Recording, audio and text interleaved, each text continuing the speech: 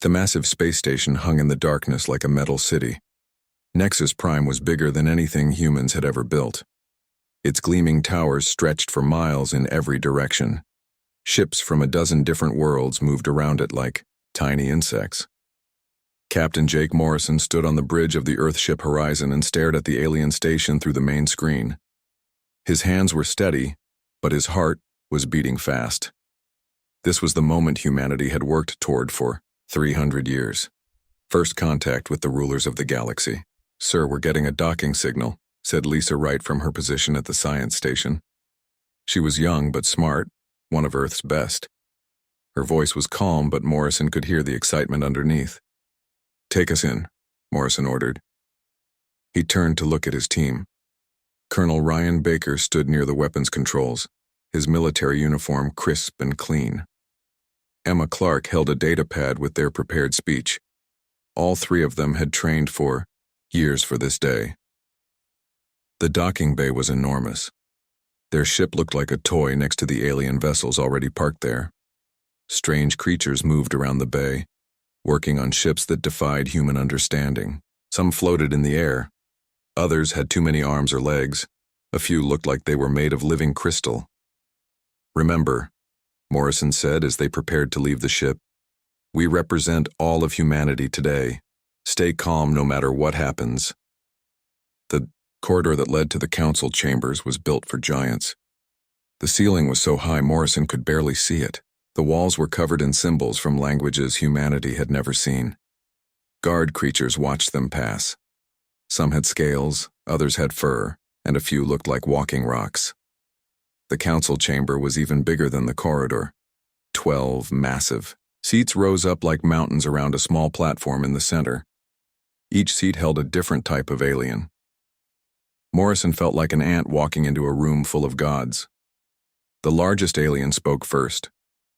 Its voice came through a translation device that made every word sound cold and hard. "So these are the mammals from the small yellow star. You call yourselves humans." Morrison stepped forward and bowed slightly. "Honored council members, I am Captain Jake Morrison of Earth. We come in peace, seeking friendship with the civilized. Races of the galaxy." Laughter echoed through the chamber. Not happy laughter, but the kind that made Morrison's skin crawl. The reptilian alien in the center seat looked down at them with yellow eyes that held no warmth. "I am High Counselor Vexitar, of the Zenthari. We have watched your species for some time, little mammals. You interest us greatly." The way he said it made Morrison think of a cat playing with a mouse. Emma Clark stepped forward with their gifts. Art from every human culture, music from the greatest composers, books from the finest writers. "We bring these offerings as symbols of human creativity and culture." Another alien spoke, this one looking like it was made of living blue crystal. "Creativity? Is this what you call the endless wars you wage upon each other? The pollution you spread across your own world? The hatred you show to members of your own species?" Morrison felt his face grow hot but kept his voice steady. "We have had conflicts, yes, but we have also achieved great things. We have art, music, literature, science. We have overcome many of our differences." "Overcome?" Vextar's laugh was like broken glass. "Your species still fights wars over patches of dirt. You poison your own air and water. You cannot even agree on how to govern yourselves. And you think you are ready to join civilized society?" Colonel Baker took a step forward, his hand moving toward his weapon before he stopped himself. Morrison saw the movement and put a hand on Baker's arm. "We are learning," Morrison said. "We grow stronger and wiser every day. We ask only for the chance to prove ourselves worthy of your friendship." The crystalline alien spoke again. "Worthy? Little mammals, you are barely past the Stone Age in your development. We have traveled the stars for thousands of your years. We have built wonders beyond your imagination. We have brought peace to 1,000 worlds. What could creatures who only yesterday learned to leave their mud ball possibly offer to races that have mastered the galaxy?" asked another alien, this one covered in what looked like living metal. Morrison felt the insult like a physical blow. Around the chamber, other aliens were making sounds that the translator couldn't handle, chittering, buzzing, clicking sounds that were clearly laughter. "We offer our unique perspective," Morrison said, fighting to keep his voice level. "Our determination, our creativity, our willingness to learn and grow." Determination? Vextar stood up from his massive seat. Even at this distance, Morrison could see the alien was 3 times his height. "You mean your violence, your inability to solve problems without bloodshed, your primitive need to dominate and destroy," the chamber fell silent. Morrison could feel the weight of 12 alien gazes pressing down on him. When Vextar spoke again, his words rang out like a judge passing sentence. "The Galactic Council has reached its decision. Humanity is deemed unfit for membership in civilized society. You are violent, primitive, and dangerous to the peace we have built. You will return to your system and remain there until you prove you can evolve beyond your savage nature." The crystalline alien added her voice to the judgment. "If such a day ever comes. We have little hope that creatures so recently descended from beasts can ever achieve true civilization." Morrison felt Emma's hand on his arm. She was shaking with anger. Baker's face was red and his jaw was clenched tight. But Morrison kept his voice steady when he spoke. "Is this your final word?" "It is," Vextar said. "Guards will escort you back to your vessel. You will leave our space immediately and not return, until you have learned to behave like civilized beings instead of animals." The walk back to their ship felt like the longest journey of Morrison's life. The alien guard said nothing, but Morrison could feel their contempt. Other creatures in the corridor stopped to stare at the humans being escorted out like criminals. Once they were back on the horizon and the airlocks had sealed, Baker exploded. "Animals! They called us animals, Captain! We can't let this stand!" Emma was crying, tears of rage streaming down her face. 300 years of dreaming about this moment. All the work, all the hope, and they treat us like we're nothing. Morrison looked out at the alien station one more time as their ship moved away. His hands were shaking now, but not with fear.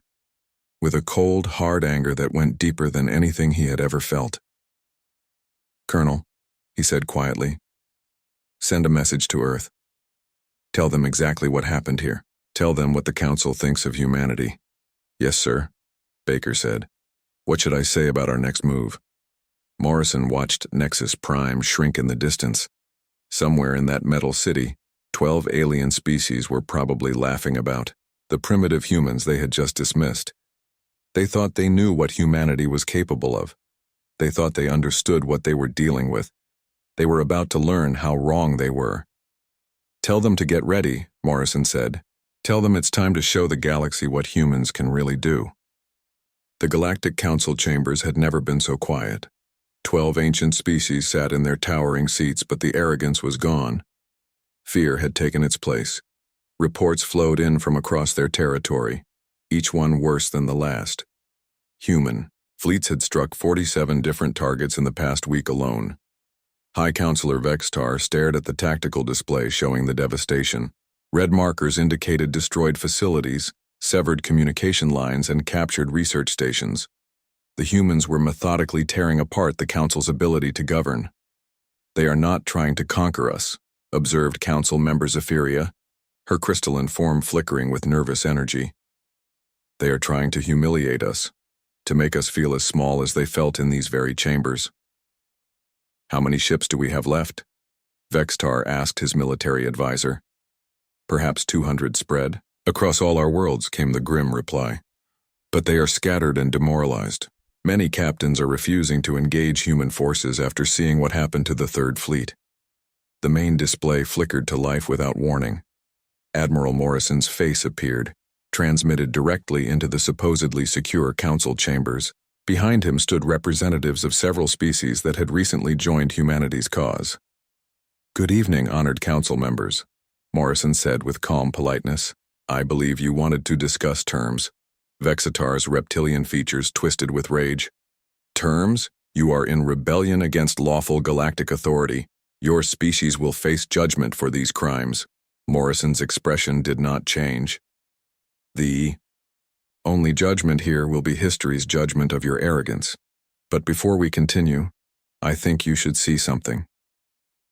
The display split to show live footage from 12 different worlds. Human fleets hung in orbit around each planet, their weapons trained on the surface but not firing. The message was clear. Humanity could have destroyed these worlds, but chose not to. We could have turned your homeworlds into ash, Morrison continued. We could have slaughtered billions. Instead, we targeted only military installations and government facilities. This is the difference between justice and revenge. Council member Hrath buzzed with agitation. What do you want from us? What we wanted from the beginning, Morrison replied. Respect. Recognition that humanity belongs among the stars. An end to your arrogance and condescension. You have that, Vextar said quickly. The Council acknowledges humanity's technological advancement. Morrison shook his head. Not technological advancement. Equality.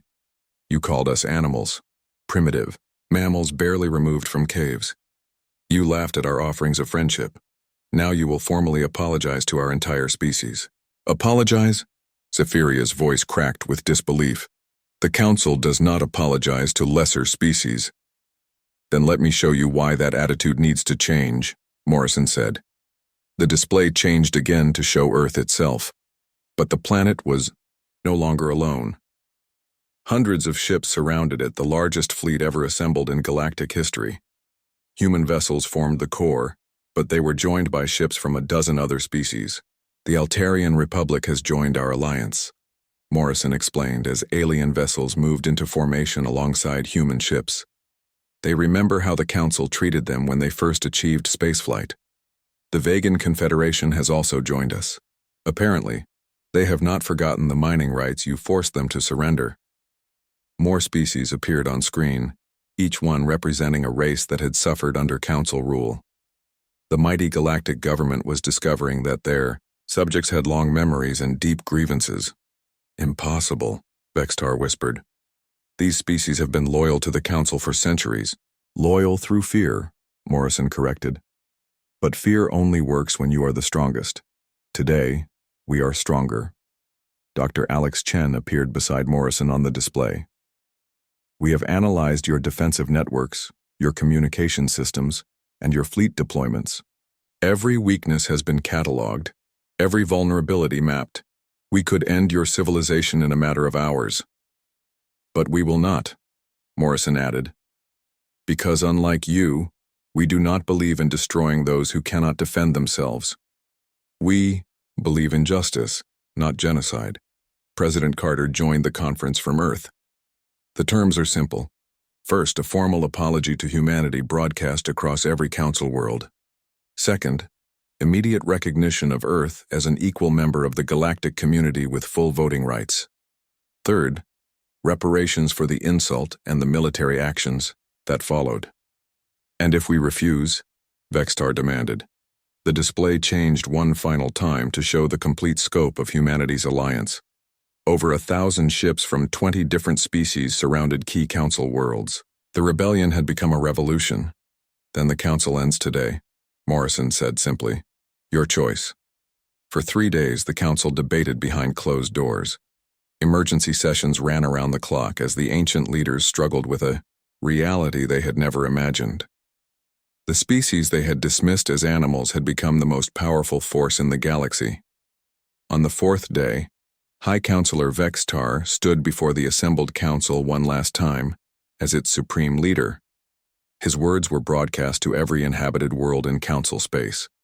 The Galactic Council formally apologizes to the human species for our error in judgment. We failed to recognize their true nature and potential. We welcome Earth as our newest member and look forward to learning from their unique contributions to galactic civilization. The words tasted like poison in his mouth.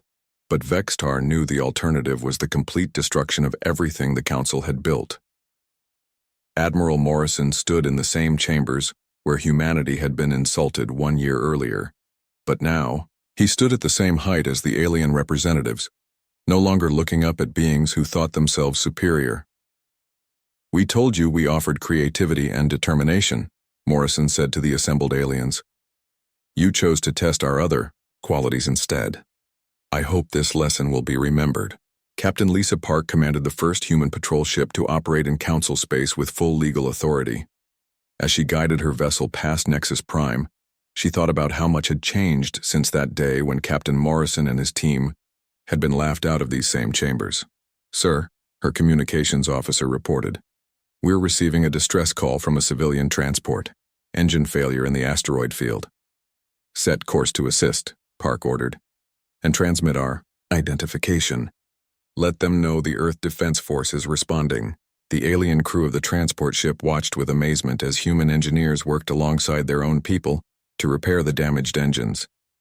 These were the same humans who had shattered the Council's fleets, yet they risked their lives to save alien civilians. Back on Earth, President Carter addressed a joint session of the United Earth Assembly. "We have achieved what our ancestors only dreamed of. Humanity has taken its place among the stars not as subjects, but as equals." General Baker, now head of the new Galactic Defense Initiative, reviewed reports from across human space. Earth's shipyards were producing vessels for the Allied fleet, while human tactics were being studied by military academies on dozens of worlds. Dr. Maria Santos had established research partnerships with alien scientists who were eager to understand human quantum technology. The weapons she had designed in anger were now being adapted for peaceful purposes, advancing galactic science by centuries.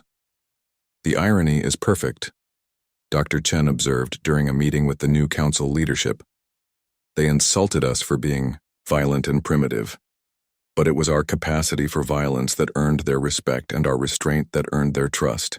Admiral Morrison stood on the observation deck of the New Earth Embassy on Nexus Prime. Through the transparent aluminum, he could see ships from 100 different worlds docking at the station. Humans worked alongside aliens who had once considered them animals. The galaxy had learned its lesson. Humanity was not a species to be dismissed or insulted. They were survivors, innovators, and warriors who would fight fiercely when threatened but show mercy when victorious. The Council had offended humanity and paid the price. But from the ashes of their arrogance, a new galactic order had emerged. One where strength was respected, but justice was valued more than power. And in the stars above Earth, human ships patrolled the trade routes, protecting the peace they had fought so hard to achieve. Admiral Morthak of the Galactic Council Third Fleet was a legend among the stars. For 300 years he had crushed rebellions and brought order to chaotic systems.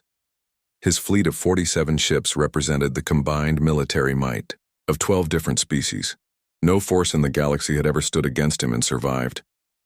"Today we end this human madness," Morthak announced to his fleet commanders over the communication network. "These mammals think they can challenge the Council's authority. We will show them the price of such arrogance." The Third Fleet entered human space in perfect formation. Each ship was a masterpiece of alien engineering, armed with weapons that could crack planets and defended by shields that had never been breached. Morthak was confident this would be the shortest campaign of his career. "Sir, sensors detect a large structure ahead," reported his tactical officer. "It appears to be a space station orbiting the fourth planet." Morthak studied the readings. The station was massive, easily the size of a small city. It was broadcasting surrender signals on all frequencies, exactly what he expected from a defeated enemy. "The humans know they cannot fight us," Morthak said with satisfaction. "Move the fleet into capture formation. We will take their station intact and use it as a base for occupying their system." The Council fleet approached the station with confidence. Their sensors showed no weapons, no shields, nothing that could threaten them.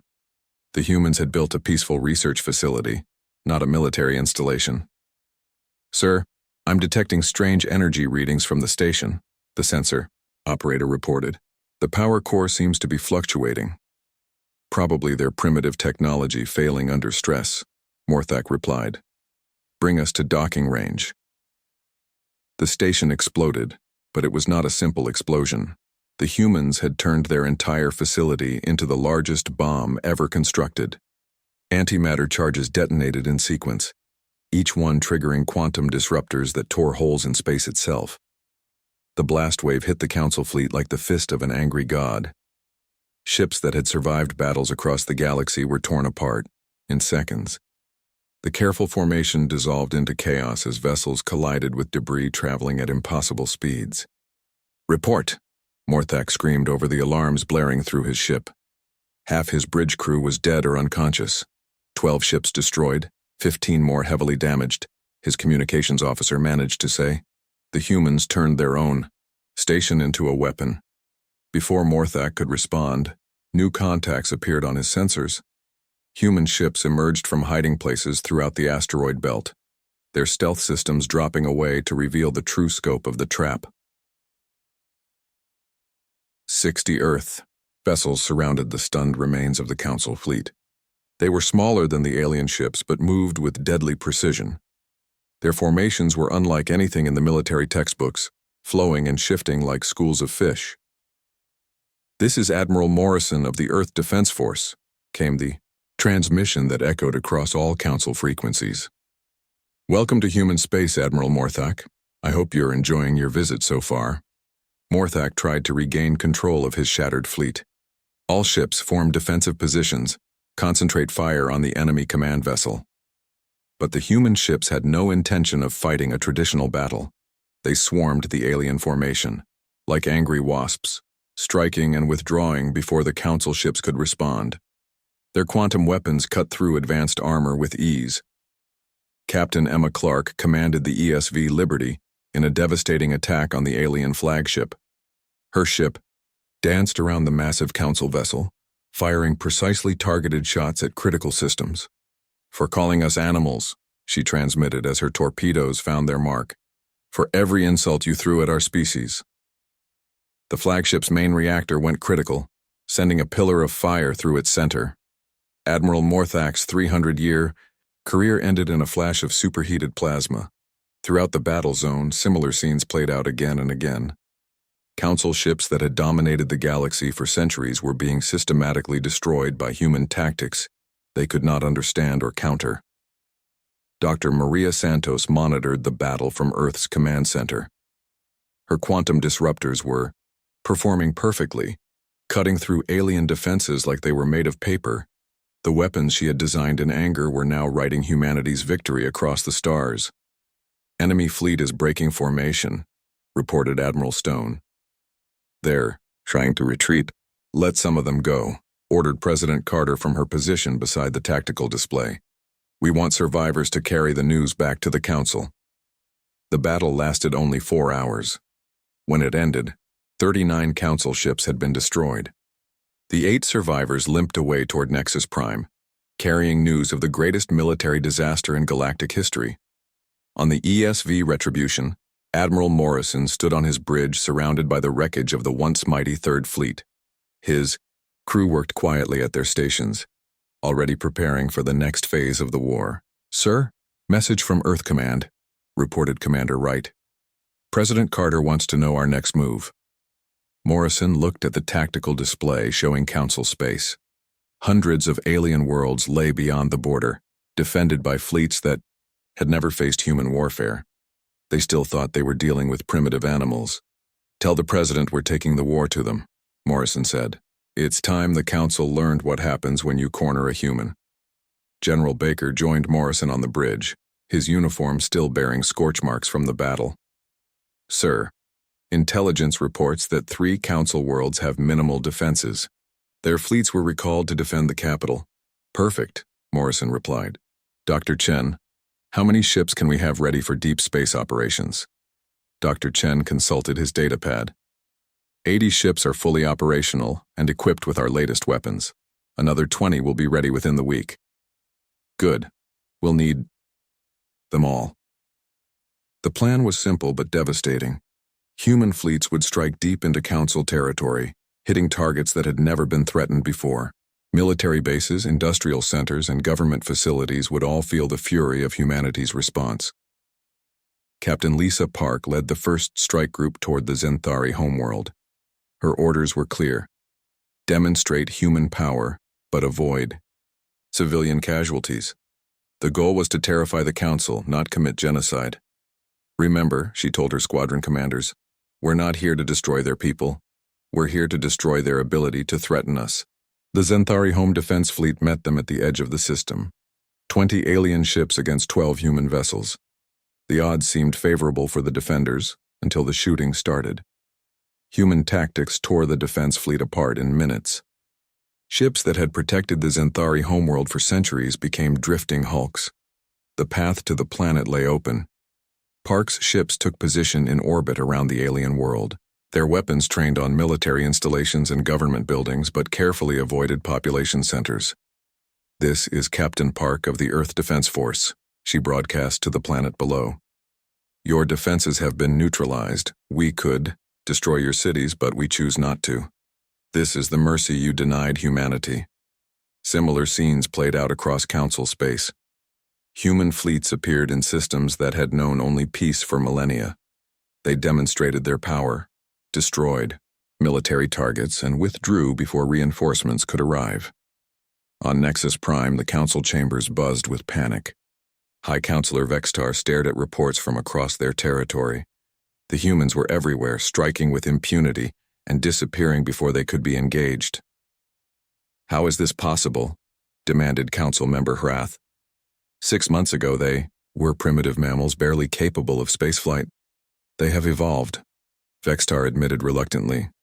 Or perhaps we never understood what they truly were. The truth was becoming clear to the alien leaders.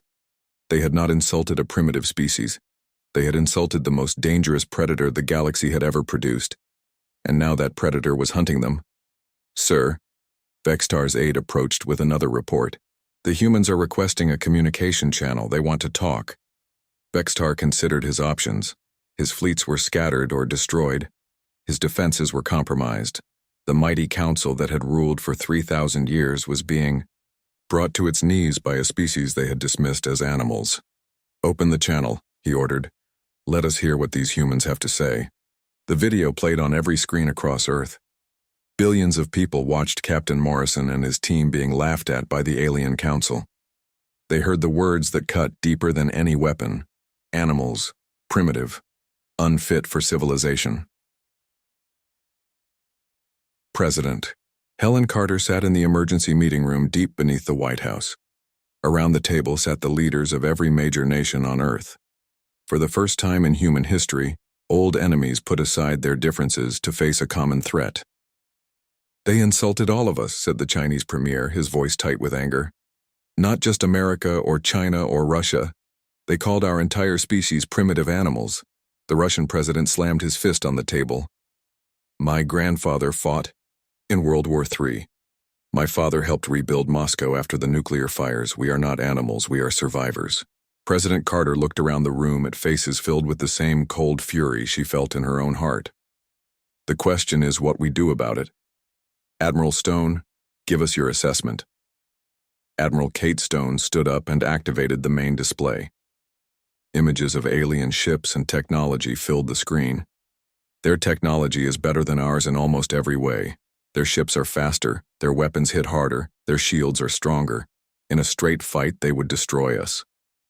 "Almost every way?" asked the German Chancellor. Admiral Stone smiled grimly. "They have one weakness. They think they know everything about us. They think we're still throwing rocks and sticks at each other.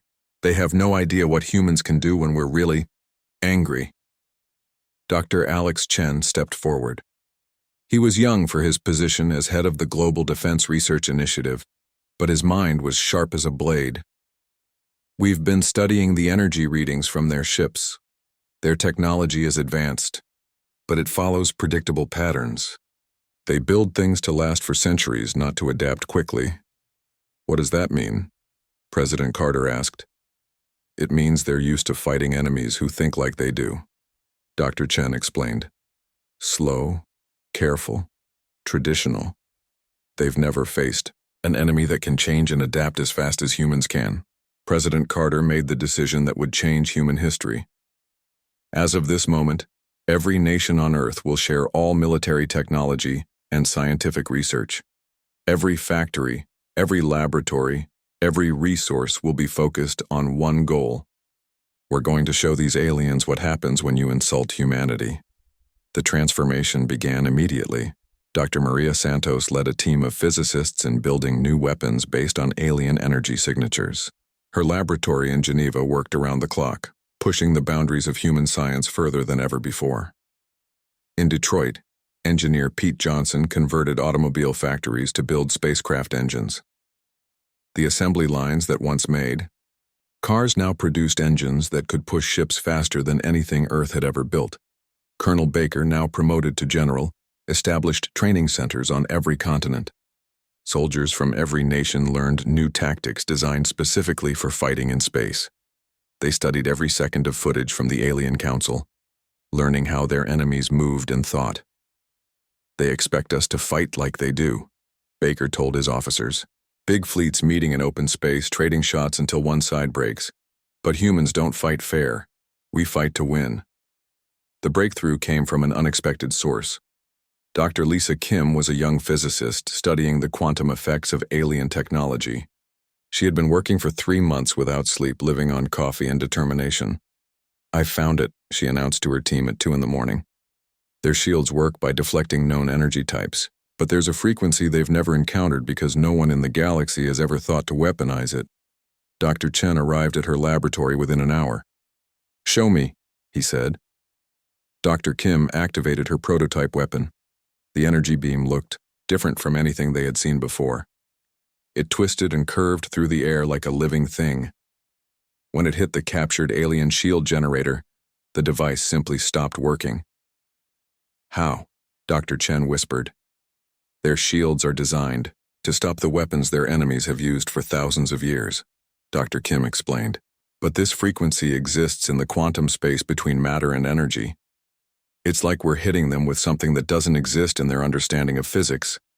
Within days, every human weapons facility was working on the new quantum disruptors. The first ship to carry them was the ESV Retribution, a warship built in the orbital shipyards above Earth.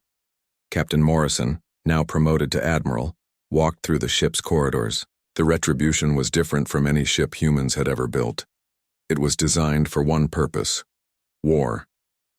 "Sir, all systems are ready," reported Commander Lisa Wright. She had been promoted after volunteering for the most dangerous mission in human history. Admiral Morrison nodded. "Then it's time to send the Council a message they'll never forget." The ship's crew was made up of volunteers from every nation on Earth. They had trained together, fought together, and now they would make history together. Each of them knew they might not survive what came next. General Baker joined Morrison on the bridge. "Intelligence reports show a Xanthari patrol fleet operating near our border. 12 ships, routine patrol pattern." "Perfect," Morrison said. "Time to field test our new toys." Dr. Santos had installed the quantum disruptors personally. As the chief weapons designer, she wanted to see her creations in action. "Admiral, the weapons are charged and ready. But remember, we don't know how they'll react to prolonged firing." "We won't need prolonged firing," Morrison replied. "If our intelligence is right, this will be over quickly." The ESV Retribution moved through space like a predator hunting prey. Its new stealth systems, based on human submarine technology adapted for space, made it nearly invisible to alien sensors. "Target acquired," reported Wright. "Xanthari patrol fleet, bearing 27 Mark IV. 12 ships in standard formation." Morrison looked at the main screen. These were the same aliens who had laughed at humanity, the same species whose leader had called them animals. In a few minutes, those aliens would learn what human animals could do when they were angry. "All hands, this is the Admiral," Morrison announced over the ship's communication system. "Today we show the galaxy that humanity will not be insulted without consequence. Today we prove that humans are not animals to be dismissed. Today we fight for every human who has ever dreamed of reaching the stars." The crew responded with a roar that echoed through the ship's corridors. They were ready for war. "Weapons free," Morrison ordered. "Let's give them a demonstration they'll never forget." The ESV Retribution dropped out of stealth and opened fire. The quantum disruptors tore through alien shields like they were made of paper. The Xanthari ships, caught completely off guard, tried to return fire, but their weapons couldn't even scratch the Retribution's new armor. In less than 10 minutes, 9 of the 12 alien ships were destroyed. The 3 survivors limped away toward Council space, carrying news of humanity's transformation. Admiral Morrison watched them go and smiled. "Send a message to Earth," he ordered. "Tell them Phase 1 is complete. It's time for Phase 2. Galaxy was about to learn that insulting humanity had been the biggest mistake in its history. Commander Sixtel of the Zenthari patrol ship Crimson Blade could not believe what his sensors were telling him. 3 human ships had appeared from nowhere, moving faster than anything in the alien databases. Their energy signatures were completely unknown. "How did they get past our detection grid?" he demanded from his bridge crew. The Zenthari had been patrolling the borders of human space for months, watching for any sign of aggression from the primitive mammals. "Unknown, Commander," replied his tactical officer. "Our sensors show nothing until they were already in attack range." Sixtel studied the tactical display. The human ships were smaller than his patrol vessels, but they moved with deadly purpose. Their formation was tight and coordinated, nothing like the random flight patterns he expected from newly spacefaring species. "Open communication channels," Sixtel ordered. "Let me remind these animals of their place." The main screen flickered to life, showing a human face. The creature looked calm, almost friendly, but there was something in its eyes that made Sixtel uncomfortable. "This is Admiral Morrison of the Earth Defense Force," the human said. "You are trespassing in human space. Leave immediately or face the consequences." Sixtel laughed, a harsh sound that echoed through his bridge. "Trespassing? You mammals have no authority here. We are the Zenthari, servants of the Galactic Council. You will return to your planet and await judgment for your recent attacks. The only judgment here will be ours," Morrison replied. "You have 30 seconds to begin your withdrawal." 30 seconds? Sixtel could not contain his amusement. "Little mammal, you face 12 ships of the Zenthari fleet. Your 3 toys cannot threaten us." The human's expression did not change. 20 seconds. Sixtel cut the communication and turned to his weapons officer. "Prepare to disable their ships. The Council wants prisoners for interrogation." "Yes, Commander. Charging." Plasma cannons. Sixtel watched the countdown timer on his display. When it reached 0, he opened his mouth to give the order to fire, but the human struck first. The quantum disruptors hit like lightning made solid. Sixtel watched in horror as his ship's shields, the pride of Zenthari engineering, simply vanished. The energy beams tore through armor that had never been penetrated, cutting into the ship's hull like it was made of soft metal. "Shields down," screamed his tactical officer. "Hull breaches on decks 7 through 12. Around them, the other ships in the patrol were suffering the same fate.